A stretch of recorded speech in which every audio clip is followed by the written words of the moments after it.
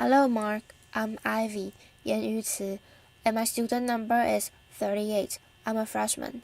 The title of the speech is How to Revive a Neighborhood with Imagination, Beauty, and Art by Theaster.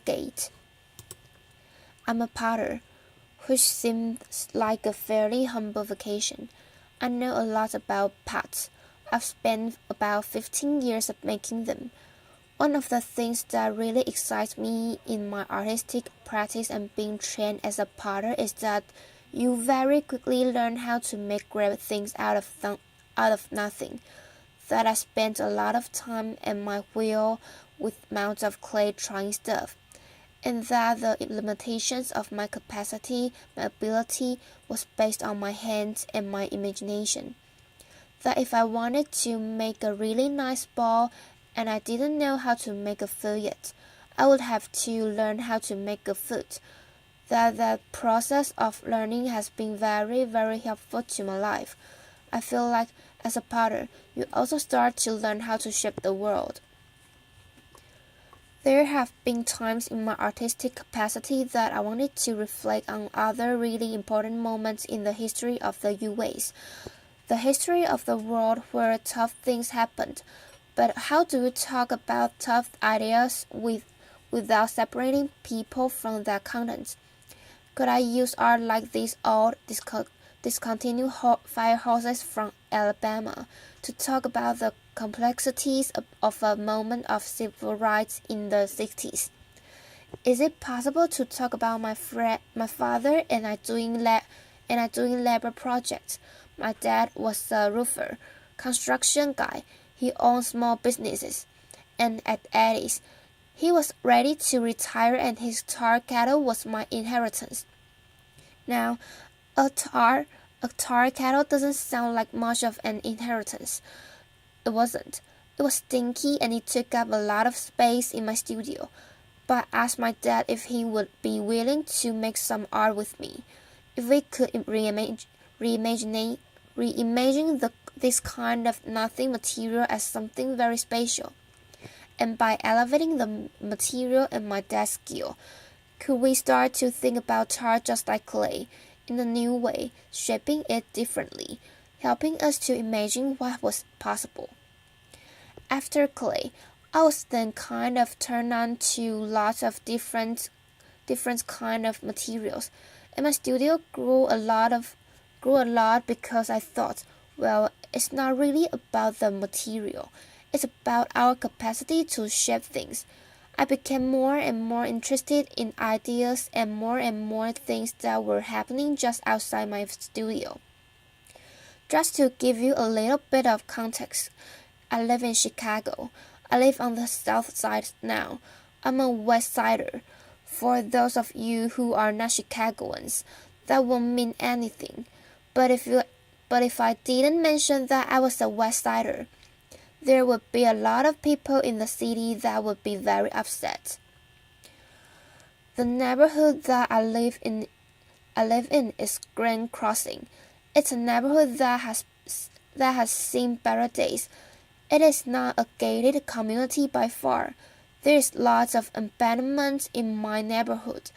And while I was kind of busy making pots and busy making art and having a good car career, there was all of this stuff that was happening just outside my studio. All of us know about failing housing markets and the challenges of blight. And I feel like we talk about it with some of our cities more than others. But I think a lot of our US cities and beyond have the challenge of blight, abandoned buildings that people no longer know what to do anything with. And so I thought, is there a way that I could start to think about these buildings as an extension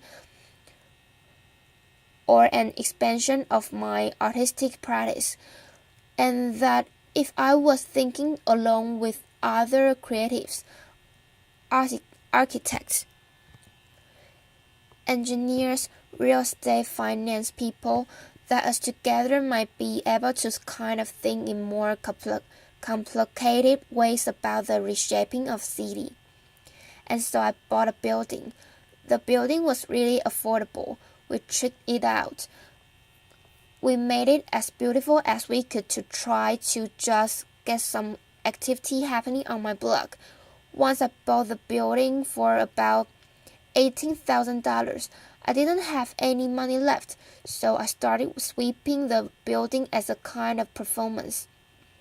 This is performance art, and people would come over, and I will start sweeping. Because the broom was free and sweeping was free, it worked out.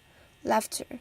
But we will use the building then to stage exhibition, small dinners, and we found that the building on my block, Dorchester, we now refer to the block as Dorchester Project, that in a way that building became a kind of gathering site for lots of different kinds of activity. We turned the building into what we call now the archive house. The archive house would do all of these amazing things. Very significant people in the city and beyond would find themselves in the middle of the hood. And that's when I felt like maybe there was a relationship between my history with clay and this new thing that was starting to develop. That we were slowly starting to reshape how people imagine the south side of the city. One house turned into a few houses, and we always try to suggest that not only is creating a beautiful vessel important, but the contents of what happened in those buildings is also very important. So we were not only thinking about development, but we were thinking about the program, thinking about the kind of connections that could happen between one house and another, between one neighbor and another.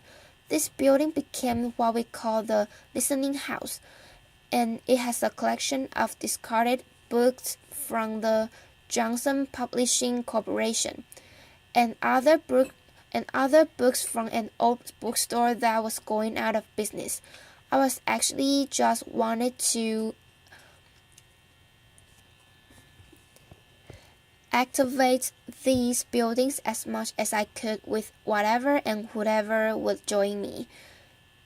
In Chicago, there's amazing building stock. This building, which had been the former crack house on the block, and when the building became abandoned, it became a great opportunity to really imagine what else could happen there.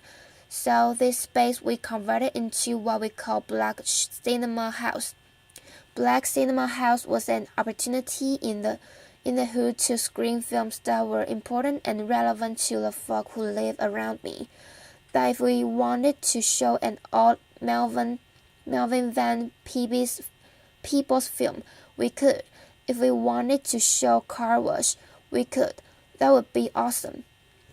The building we soon outgrew, and we had to move to a larger space.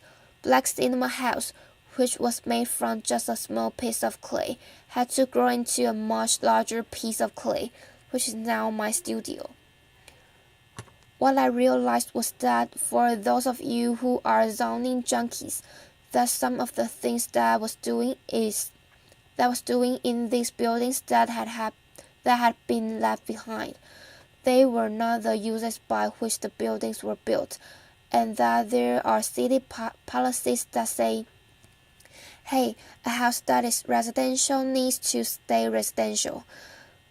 But what do you do in neighborhoods when nobody interested in living there? That the people who have the means to live have already left. What do we do with these abandoned buildings? And so I was trying to wake them up using culture. We found that was so exciting for folk, and people were so responsive to the work that we had to then find bigger buildings. By the time we found bigger buildings, there was, in part, the resources necessary to think about those things. In this bank that we call the Arts Bank, it was in pretty bad shape.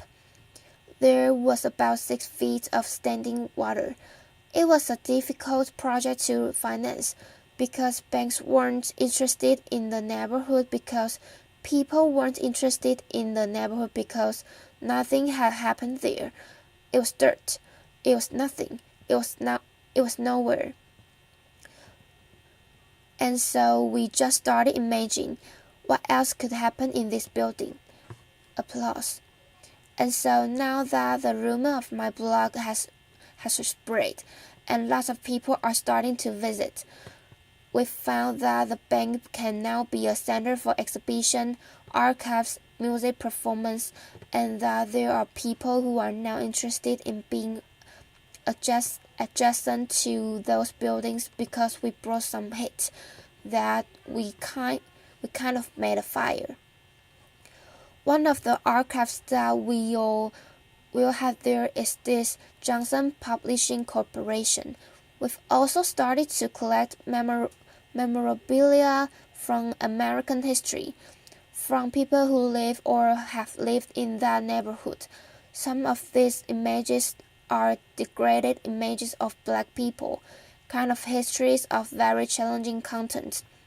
And we're better than the neighborhood with young people who are constantly asking themselves about their identity to talk about some of the complexity of race and class.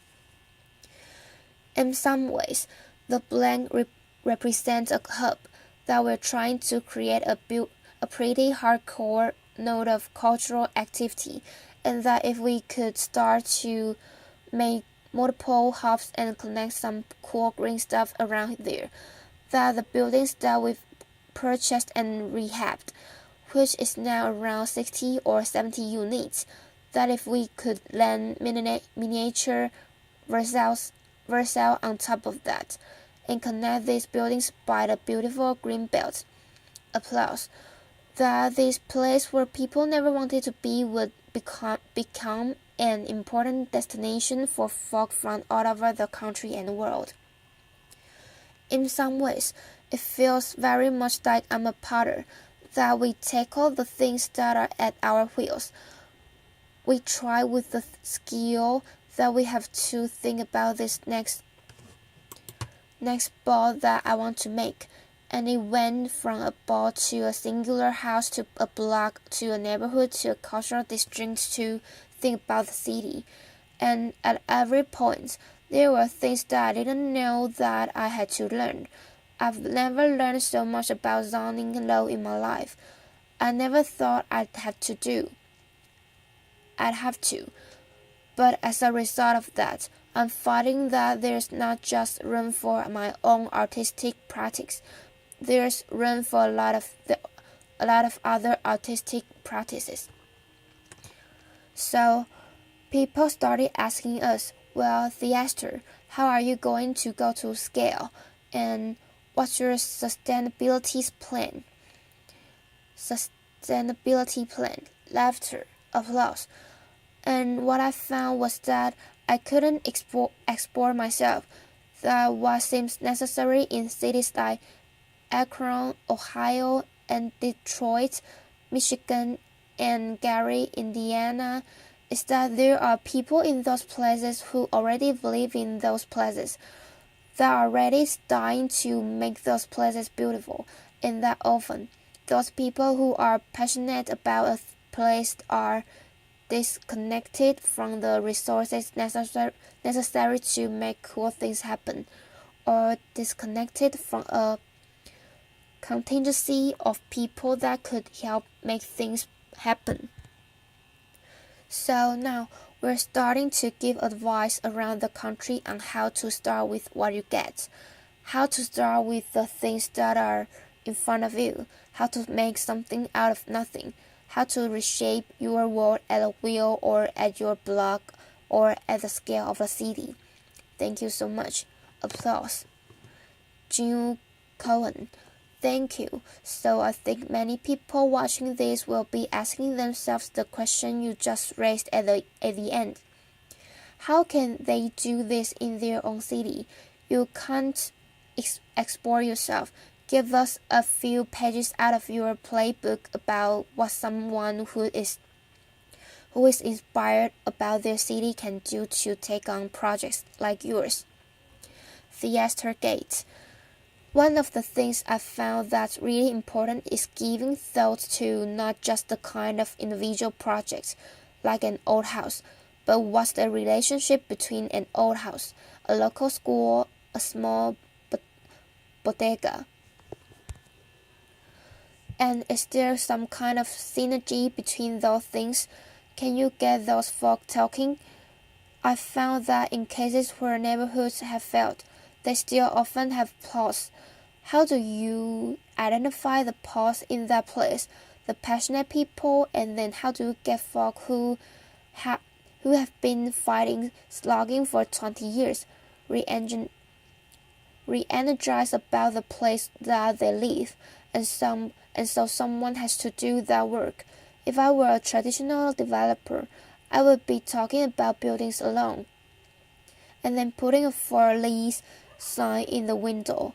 I think that you actually have to curate more than that. That there's a way in which you have to be mindful about what are the business that I want to grow here. And then are there people who live in this place who want to grow those business with me? Because I think it's not just a cultural space or housing. This has to be the recreation of an economic core. So thinking about those things together feels right. JC. It's hard to get people to create the spark again when people have been slogging for 20 years. Are there any methods you found that have helped break through? TG. Yeah, I think that now there are lots of examples of folks who are doing amazing work, but those methods are sometimes like when the media is constantly saying that only violent things happen in a place. Then based on your skill set and the particular context, what are the things that you can do in your neighborhood to kind of find some of that? So I found that if you are a theater person, you have outdoor street theater festivals. In some cases, we don't have the resources in certain neighborhoods to do things that are a certain kind of splashy.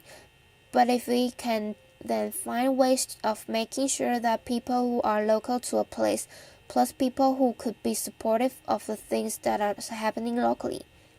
When those people get together, I think really amazing things could happen.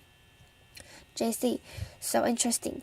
And how can you make sure that the project you're creating are actually for the disadvantaged and not just for the sort of vegetarian indie movie crowd that might move in to take advantage of them? TG, right on. So I think this is where it starts to get into the thick weed. JC, let's go there. TG, right now, Grand Crossing is 99% black, or at least living, and we know that maybe who owns property in a place is different from who walks the street every day. So it's reasonable to say that Grand Crossing is already in the process of being something different than it is today. But are there ways to think about housing trust or land trust or a mission-based development that starts to protect some of the space that happens? Because when you have 7,500 empty lots in the city, you want something to happen there, but you need entities that are not just interested in the development piece, but entities that are interested in the stabilization piece.